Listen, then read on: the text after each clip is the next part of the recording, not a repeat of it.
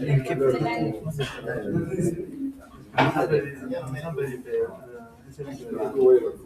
This is für mich,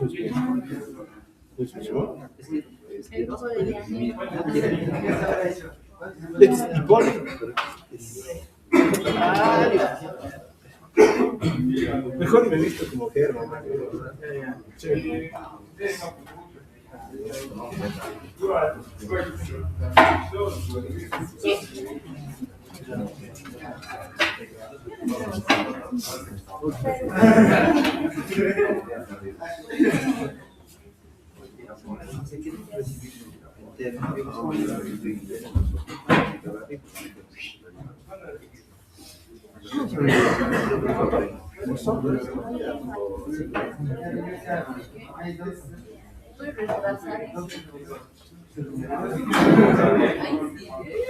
Oli.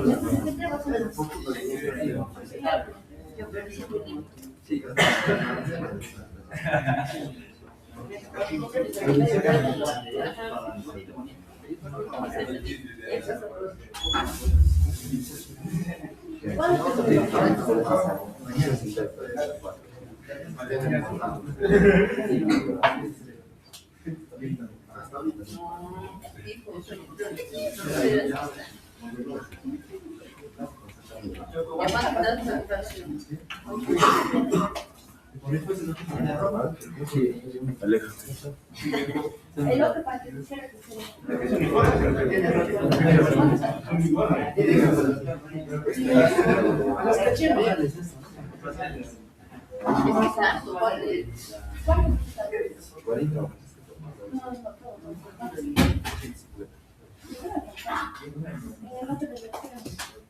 pero escríbele, pues. Eso díbele al que le pasa en el primer día. ¿Ahí en otro lugar? Sí.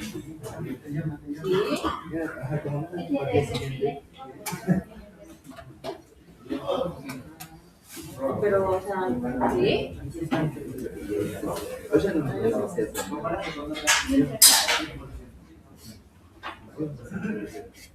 A los que no les importa, no se van a fijar, pero eso ya está bien, no me había fijado, no me había fijado eso. Y mándale los papeles.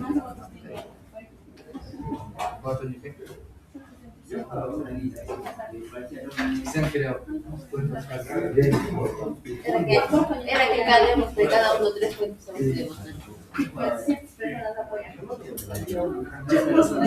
Llevo todo. Eso no me divierte. Al menos le di 26. No había algo mejor si me veía así. Nada. ¿Cómo que no te puedo obligatorio? No, es que yo empecé a escribir esta que me pasa que depende, ¿no? Pues veo en nuestro grupo. Diferente de like, ¿no? Y depende de dormir, pues no es Claro, y como se parece tanto a Yoshi siempre.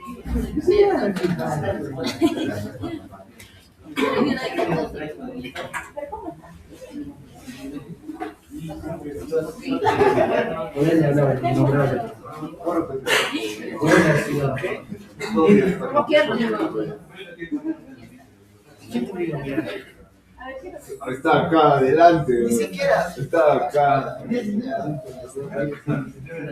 41. Pablo te explicó que yo tenía 20, hoy tiene 40.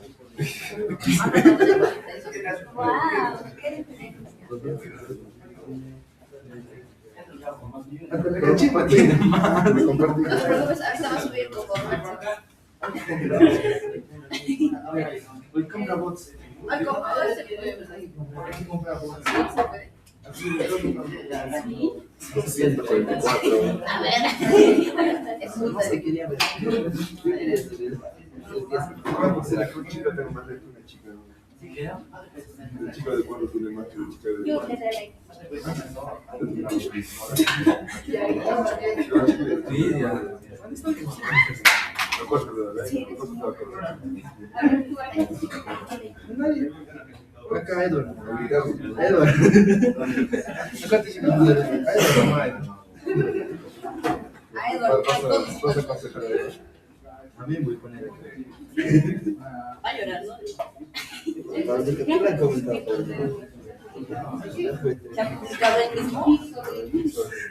La cagada es su frase que lo define. Ya, Yo pensé que iba a poner chévere. Ya lo puse. Yo soy uno, están haciendo de día soy Sí, uno, de eso tarde sí soy me otro, parece. y de noche soy otro. ¿Qué hora? Ahí te digo, pues.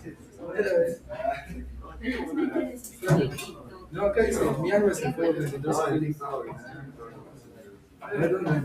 qué es el TikTok? Es que me ha parecido. A mí también me parece. ¿Quién se puso eso, Eduardo? Capaz se pegó el padre. Hasta Edward. ¿Cuáles? No los sé. ¿Pero cuál es el que es eso? No, has hecho porque era un fin.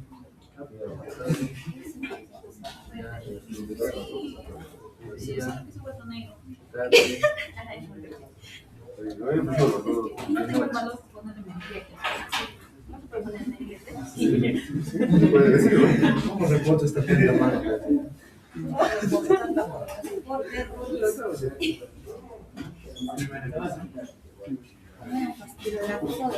La foto de Ana No, es porque eres igual que La foto de Ana Patricia.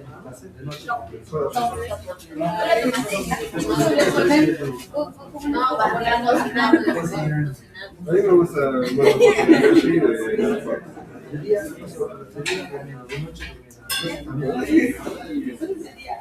me gusta la foto de la cuarta. No, yo estaba agarrando mi celular.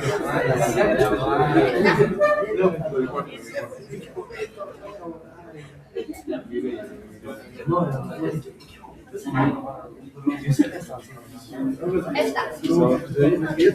También me gusta.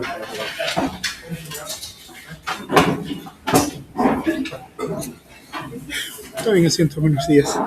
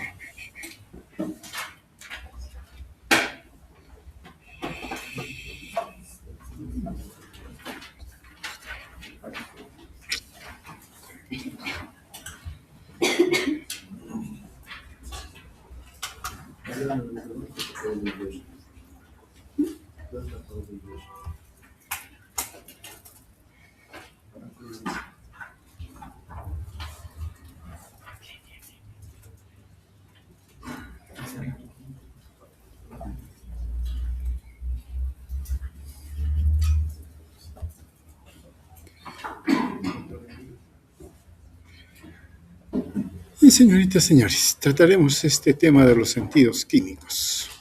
O sea, son sentidos que nos ayudan a detectar las sustancias químicas del medio ambiente. Básicamente dos, ¿no? El gusto y el olfato. Ahora, estos sentidos, el gusto y el olfato, nos permiten distinguir, como todo, digamos, entre las cosas primarias, los alimentos que vamos a consumir, si son agradables, ¿no? También si son nutritivos o también si son indeseables, dañinos o incluso mortales. es la forma en que nosotros podemos evaluar los alimentos, ¿no? Pero a su vez también estos sentidos desencadenan respuestas fisiológicas, por ejemplo, digestivas, ¿no? Y también para la regulación de los mecanismos de utilización de los alimentos. Claro, está en la fase que es digestiva, pero también de control de metabolización, ¿no? El olfato, por otra parte, permite conocer la proximidad de otros animales. Claro, acá más bien estamos haciendo referencia a nuestros antecesores. Está ligado a funciones emocionales, y los dos están ligados, y a conductas.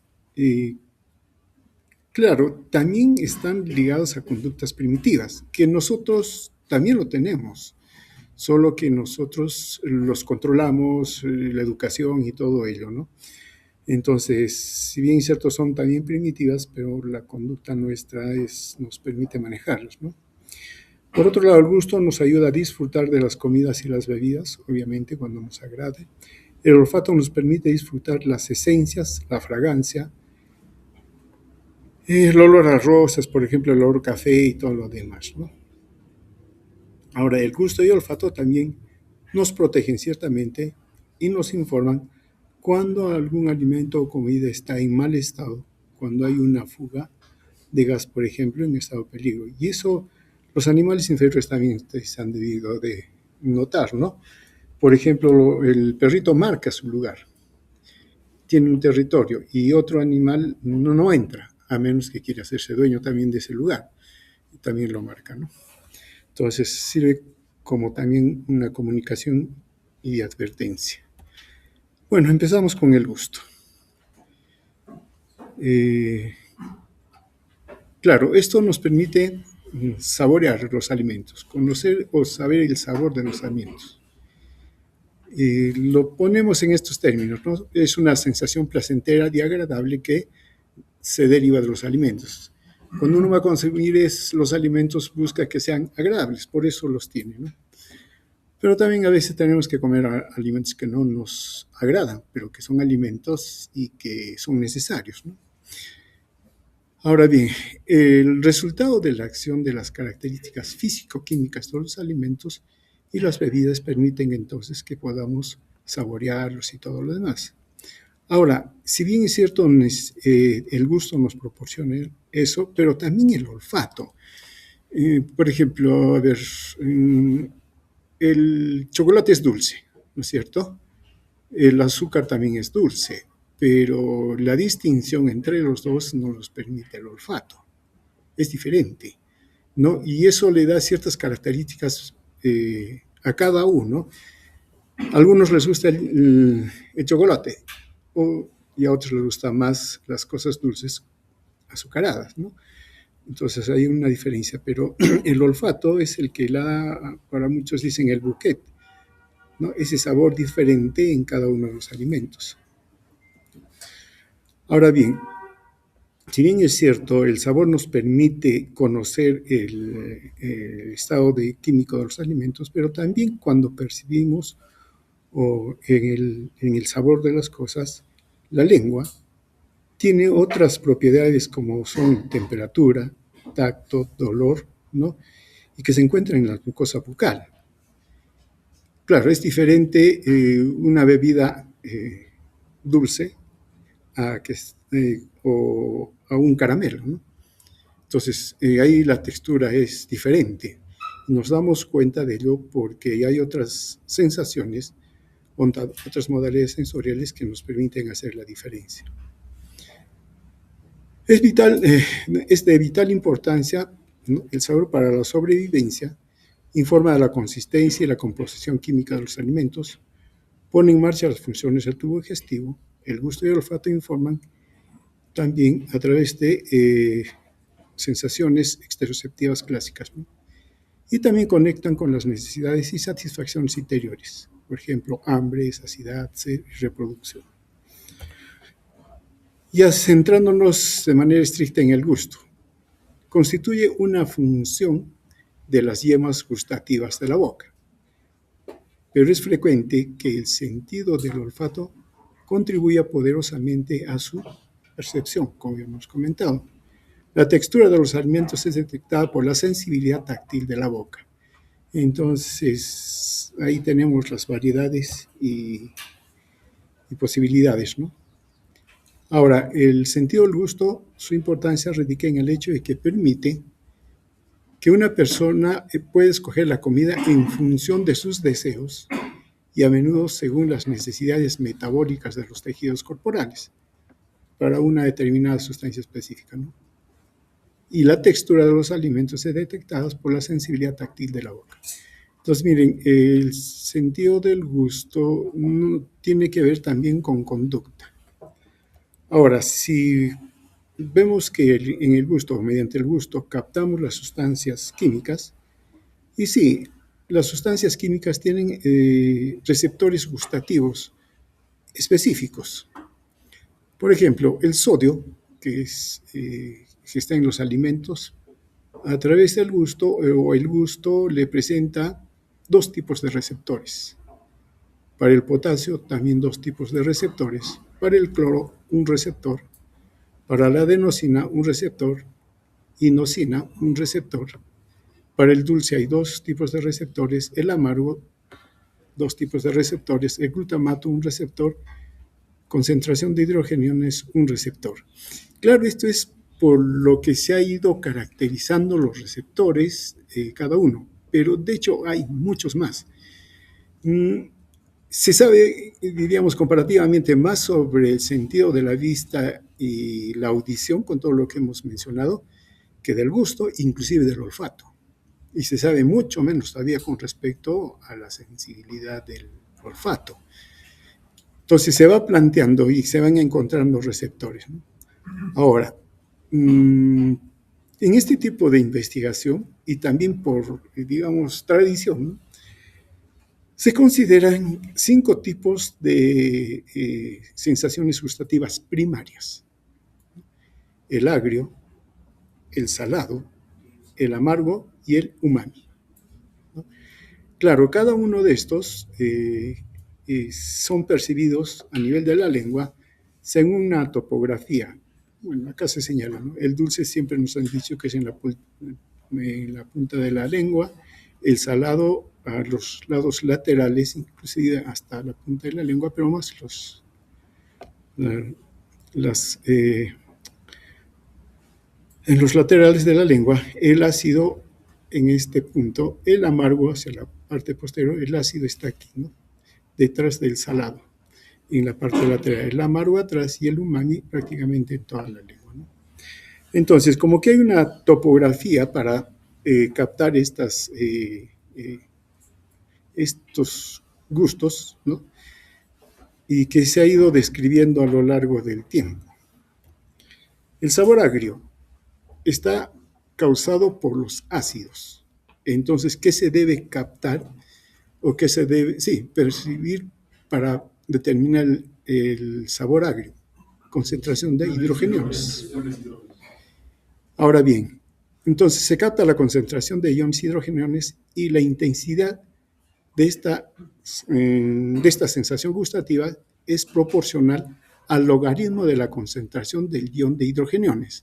O sea, mientras más aumenta la concentración de hidrogeniones, el sabor agrio es más intenso, pero no es lineal, ¿no? Es logarítmica, o sea, rápidamente sube, y entonces ese sabor agrio es también mucho más fuerte, ¿no? Ahora bien, cuanto más ácido sea el alimento, más potente se vuelve dicha sensación. El sabor salado. Esto se debe a sales ionizadas, especialmente a la concentración del sodio. Claro, eso lo sabemos. Los cationes de las sales, sobre todo el sodio, son los principales responsables del gusto salado, pero hay otros aniones que contribuyen en menor medida. ¿Conocen otras sales? No, sales. El cloruro de sodio estamos hablando acá, ¿no? Claro que el sodio es el que está haciendo, digamos, actúa como un ligando, pero eso es por el cloruro de sodio. Y yo les pregunto si conocen otras sales diferentes. Ya, sí, vale también. El sabor dulce. Más bien el dulce está ocasionado no solo por una sustancia química, sino todos aquellos que sí tienen ese sabor, lo vamos a mencionar de esta manera. Están los azúcares propiamente dichos, carbohidratos, glicoles, alcoholes, aldehídos, cuerpos cetónicos, amidas, ésteres, ciertos aminoácidos, que muchos los utilizamos, por ejemplo, los edulcorantes, algunas proteínas pequeñas, ácidos sulfúricos, ácidos halogenados, sales inorgánicas, de plomo, berilio, por ejemplo. Claro que estos no son alimentos. El amargo no está originado por un único tipo de agente químico. Hay sustancias orgánicas de cadena larga que contienen nitrógeno y también los alcaloides. Comprenden muchos fármacos, por ejemplo, ¿no? Medicamentos como la quinina, cafeína, estricnina. El umami, que, claro, deriva de una palabra japonesa que significa delicioso. Lo han probado el umami, ¿no? ¿Qué cosa es?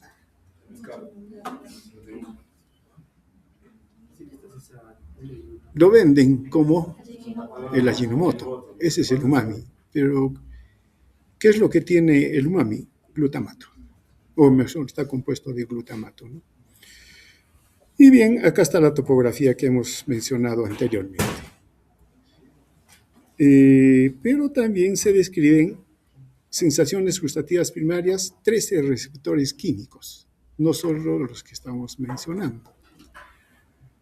Como mencionamos, 2 receptores para el sodio, 2 para el potasio y todo lo demás que hemos mencionado, ¿no? Para el sabor dulce, si estamos señalando que para el sabor dulce, claro, todas las sustancias dulces son las que se perciben por acá, pero hemos mencionado una lista larga de compuestos y prácticamente hay que reconocer que para cada una de ellas hay un receptor o una forma de captarla. Entonces, si nos dicen 13 receptores o 5 receptores, eso es porque se ha ido conociendo, como digo, pero ciertamente hay más, ¿no? Y es un poco más complejo la captación.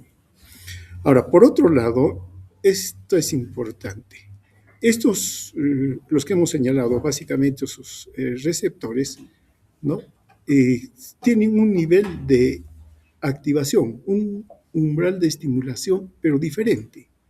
Por ejemplo, para el sabor agrio, debido al ácido clorhídrico, su nivel umbral de activación es de 0.0009 moles. En el caso del sabor salado es 0.1 moles. Para el sabor dulce, por la sacarosa es 0.1 moles también. Para el sabor amargo, por ejemplo, de la quinina, es 0.000008. O sea, estos receptores tienen diferentes niveles umbrales de activación y eso más adelante también lo vamos a tener que revisarlo, ¿no? Ahora, entonces, hay que considerar que sobre todo la mayor sensibilidad para las sensaciones gustativas son para el gusto amargo que todas las demás, ¿no? Lo que ya resulta previsible por el nivel umbral que estamos mencionando. Y es que este tipo de sensación gustativa cumple una función protectora importante en muchas toxinas peligrosas en los alimentos. En la naturaleza, claro, de ahí se obtienen los alimentos, ¿no es cierto? Pero si está agrio, está madurado. Y por eso que le da un nivel umbral un puncho menor para que sea captado más fácilmente. Muy bien, pero ¿qué tiene la lengua para captar el gusto?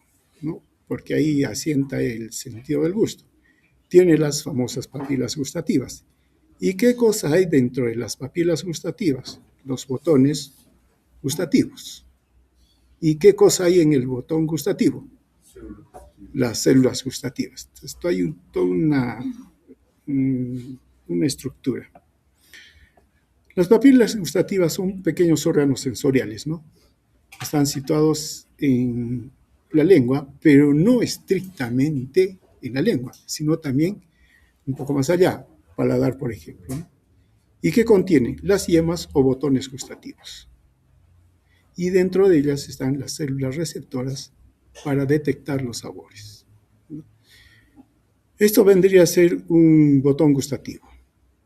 Este es el epitelio de la lengua y entonces está inverso aquí dentro. Ahora bien, tienen toda una estructura. Están acá las células, hasta 3 tipos de células. Las células de soporte, las células quimioreceptoras, o propiamente células gustativas, y células basales, ¿no? Ahora, de las células quimiosensibles, que son propiamente los receptores, se origina la fibra nerviosa aferente del gusto. Ahora, lo que sucede acá, cuando tomamos los alimentos, comemos, masticamos, y entonces se van disolviendo en la boca y en la saliva, ¿no? La saliva también tiene algunas enzimas. Entonces, esa disolución hace que entre por el poro gustativo y en las microvellosidades se encuentran los receptores. Entonces, se empiezan a ser captados las moléculas de los alimentos. Y es lo que va a estimular los sabores, ¿no? Ahora bien, las yemas o botones gustativos sí se encuentran en la lengua, en la superficie dorsal, claro, lateral, ¿no? Concentrados en las papilas fungiformes, foliadas y circunvaladas, o caliciformes también que se les llama. Pero también están en el paladar blando, parte posterior de la boca, en la garganta y faringe, en las paredes de la garganta, en la epiglotis, ¿no? Y en la parte superior del esófago. O sea, hasta allí está la distribución de los botones gustativos. Ahora, claro, lo que nos hablan es con respecto a las papilas linguales, ¿no? Y como también conocemos, hay hasta 4 tipos. Las papilas circunvaladas, circunvolucionadas, ¿sí? O caliciformes, ¿no? Que son bien notorias, que se encuentran en la parte posterior de la lengua. Aquí están. Están las papilas fungiformes, que se encuentran en la lengua en la parte anterior. Están las papilas foliadas, que se encuentran en las partes laterales de la lengua. Estos 3 tipos de papilas gustativas tienen botones gustativos, los 3. Mientras que las papilas filiformes, que están distribuidas a todo lo largo de la lengua, ellas no tienen botones gustativos. Tienen otra función, no tienen yemas, ¿no? Tienen una función táctil, claro, detección de la textura y temperatura de los alimentos, facilita la manipulación del bolo alimenticio. Por otro lado, hablando en estructura, tienen una forma cónica, ¿no? Cilíndrica, son queratinizadas, por eso que la lengua es áspera, ¿no? Blanquecina y tiene esa textura en la superficie de la lengua. Está distribuida en la superficie dorsal de la lengua, a todo lo largo. Entonces, ¿qué tenemos? Las papilas gustativas se alojan en pequeñas protuberancias de la lengua llamadas papilas. En realidad debían decir acá no papilas, sino las yemas gustativas. Cuando comemos, como dijimos, las sustancias químicas de la comida se disuelven en la saliva y entran en contacto con las células gustativas, con los receptores que están dentro de las papilas gustativas. Estimulan a las células gustativas y entonces esto hace conexión con las neuronas adyacentes y descargan envían los impulsos nerviosos al lóbulo parietal donde se encuentra el centro gustativo. Ahora bien, entonces, si consideramos que el gusto trabaja con compuestos químicos disueltos en la saliva, entonces estos compuestos interactúan con receptores que son específicos localizados en las células gustativas.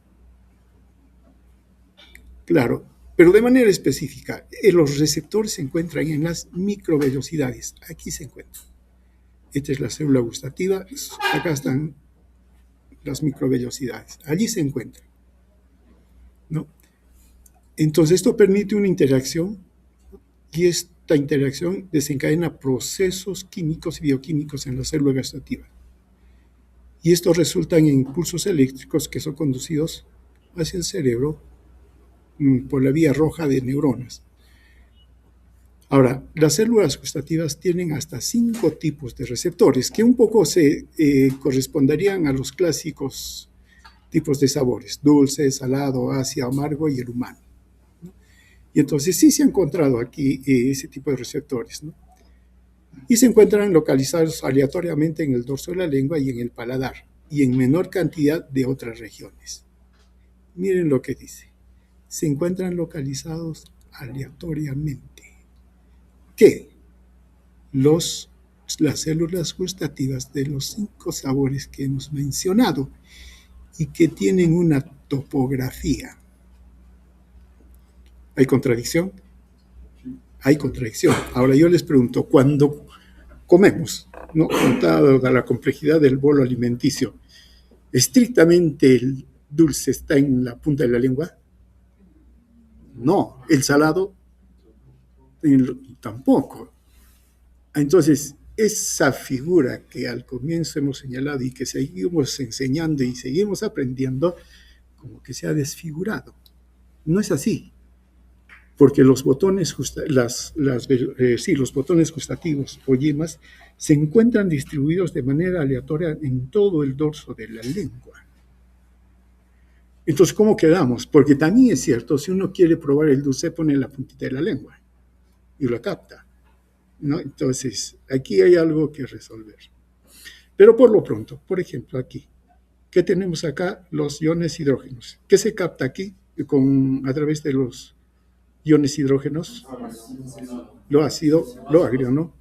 Ahora bien, para captar esto, acá hay unos canales de hidrógenos, ¿no?, y que inclusive son en 3 modalidades que puede ser captado el hidrógeno. Uno, por ingreso directo a través de canales específicos de hidrógeno. Listo, entra el hidrógeno ahí está, a la célula. O puede ser por bloqueo de los canales de potasio. Se bloquean los canales de potasio. Y si se bloquean los canales de potasio, ¿qué sucede?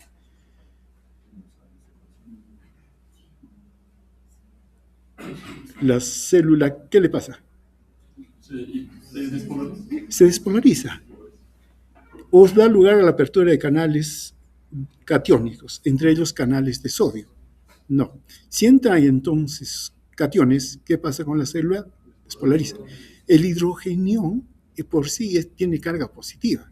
Entonces, esta es la forma en que el ácido, el agrio, activa a la célula, ¿no?, a través de los iones hidrógenos, activa, se despolariza y libera el neurotransmisor y se envía. Esa sería una forma por el cual se activan estas células que son específicas para el gusto del ácido salado. El glutamato tiene su propio canal. Aparentemente hasta aquí lo describen como tal. Pero este canal está ligado a proteínas G. Entonces, en buena cuenta, son receptores ligados a proteínas G. Entonces va a dar lugar a producción de segundos mensajeros, y lo que va a hacer es aperturar los canales de calcio para ingresar, salida de potasio, entrada de calcio, como dijimos, sodio. Entonces lo que es entonces despolarizar. Los detalles finos, sí hay algunas explicaciones que hay, pero no son tan, digamos, no están tan bien descritas porque está todavía en proceso de caracterización y todo lo demás, ¿no? En el caso de, por ejemplo, de la cafeína. Para la cafeína, ¿cómo lo captamos el café? Es amargo, ¿no? Entonces estamos hablando de la sensación de amargo. Tienen sus canales, y estos canales inducen la liberación de calcio del retículo endoplasmático. Y claro, si hay calcio, conduce a la despolarización. Y entonces eso también a través de segundos mensajeros. Tenemos para el azúcar, los edulcorantes, ¿no? Estos actúan bloqueando canales de potasio. Y como mencionamos, se bloquea el potasio, pero esta vez lo hacen a través de canales ligados a proteínas G. Entonces, a través de segundos mensajeros, lo que va a hacer es de que se va a activar la célula y el segundo mensajero apertura canales para el sodio, canales iónicos y calcio, ¿no? Despolariza. Claro, el asunto está acá. Claro, en general se está mencionando como un azúcar porque sí se ha visto que estos receptores trabajan con proteínas C y bajo este mecanismo. Pero el azúcar es un tipo, un carbohidrato, pero están los otros tipos, ¿no? Y ahí viene la complicación y la caracterización también de los receptores. El cloruro de sodio, ¿para qué nos serviría entonces? Para lo salado. Esto tiene un canal de cloruro de sodio, ¿no? Que permite que entre el sodio y están también a nivel de las microvellosidades. Entrado el sodio despolariza y hace que se active la célula y envíe la señal, ¿no? Mediante sinapsis con la siguiente neurona. Y listo, este es el resumen. Aquí está la célula gustativa, las microvellosidades y de los canales que se ha visto ahora y proteínas para captar sea el salado, ¿esto qué es? El ácido, dulce, el salado, el umami y amargo, el amargo, ¿no? Y tienen a través de segundos mensajeros estas vías, ¿no?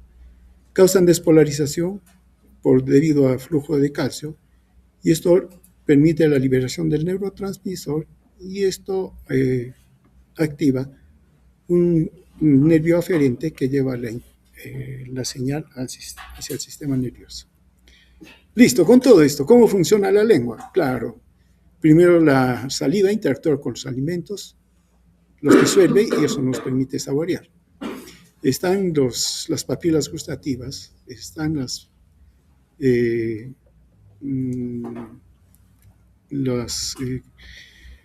papilas que conocemos y se conoce que en la lengua tiene alrededor de 10.000 papilas gustativas, ¿no?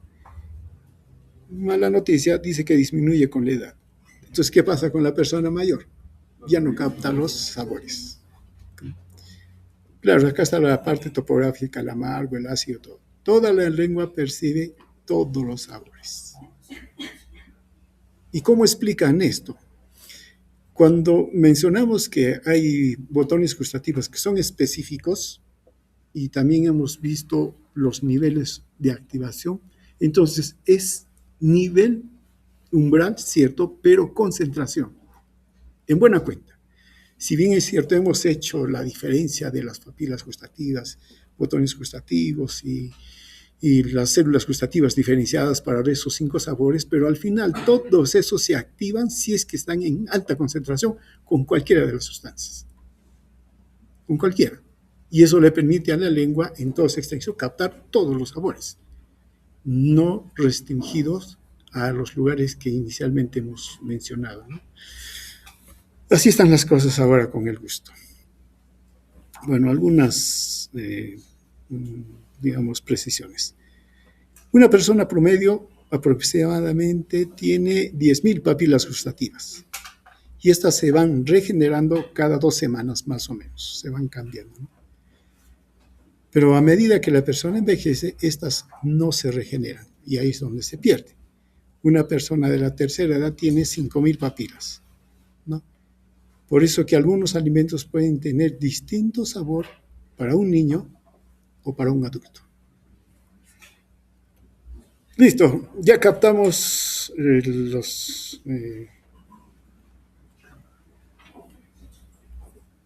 ya se captó el sabor, la sustancia química, ¿no? Ya lo tenemos en la lengua y ahora se tiene que ir hacia el sistema nervioso central. Bueno, acá está la distribución. Pasaremos aquí. Miren, dijimos que la lengua es el órgano receptor del gusto, ¿no? Ahora bien, pero la lengua para la vía gustativa está inervado por 3 nervios, o hay 3 nervios aferentes. Este primero que está acá, el vago, el glosofaringeo y el facial. El sentido del gusto de los 2 tercios anteriores de la lengua viaja por el nervio facial. El tercio posterior a través del glosofaringeo, y lo que está fuera de la lengua, en los tejidos periféricos, viaja a través del vago.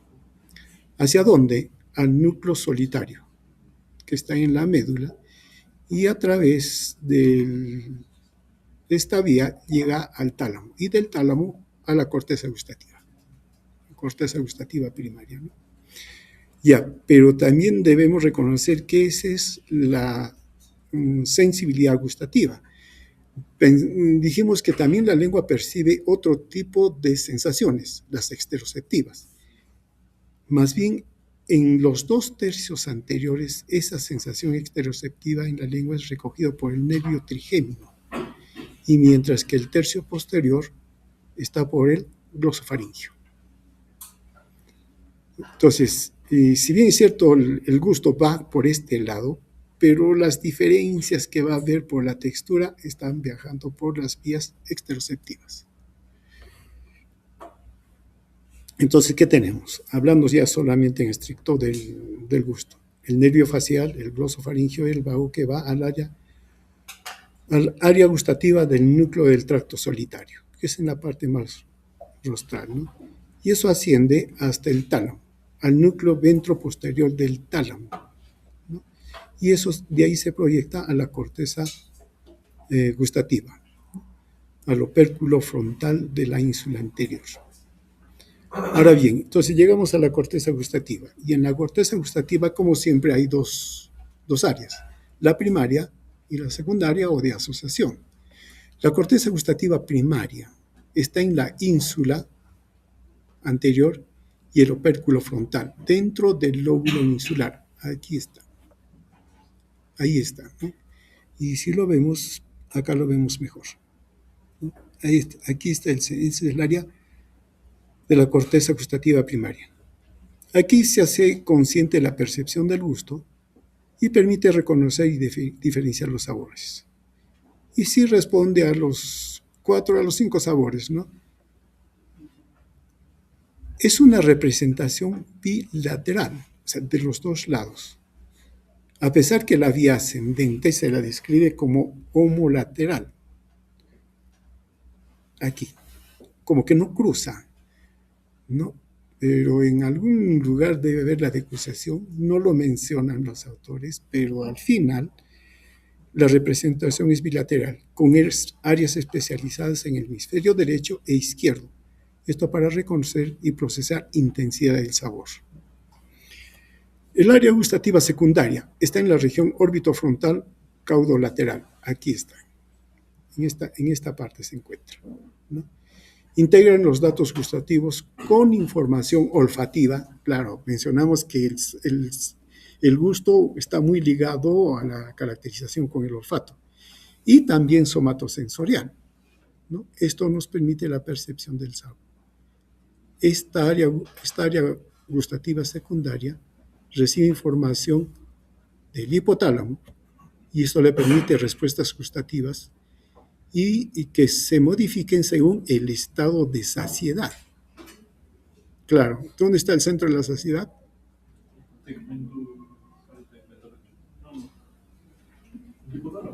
En el hipotálamo, claro. Por eso es que cuando comemos y nos sentimos saciados, claro, hay otros mecanismos más, ¿no?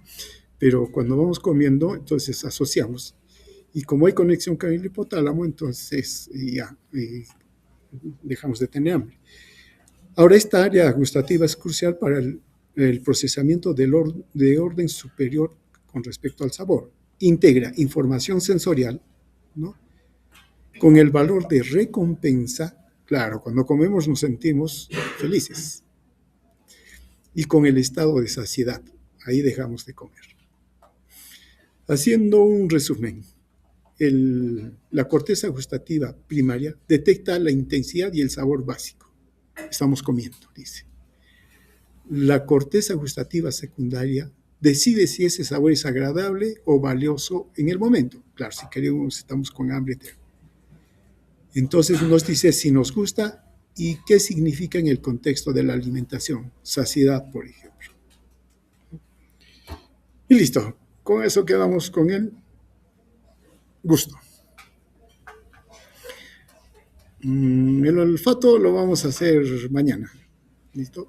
Porque tenemos una función que cumplir. Listo. Entonces continuamos mañana.